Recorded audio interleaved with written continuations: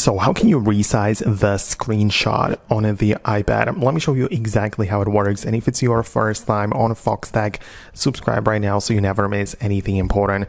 Well, of course, if you are, let's say that you are browsing a web page or I don't know, something anywhere on the iPad, you can click the screenshot by pressing the volume up button as well as the power button at the same time. So you can kind of like press it like this and the screenshot gets captured. But in here in the bottom left corner, we have the preview, which is in fact clickable. So you can always tap it before it moves away. And now we can make some changes to the screenshot. But in our case, let's say that we want to keep the part of the app and we want to cut out the rest, like the background. So what we can do in this case is grab the edges of this like so from one side and from the other, so we only keep the desired area.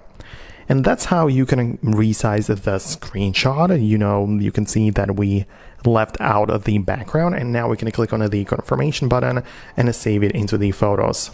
So let me just close the actual app and come back to the photos library to show you the screenshot. You can see that it only contains this no background, but you can always just make it come back to the default state as well when you click on the three dots and click on revert to original, and you can see this is how it looked before. So now the whole screen is part of the image, not just the part we cut out.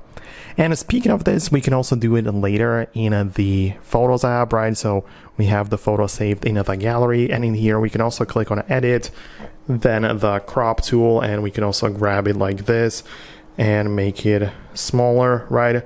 And only choose the part that we actually want.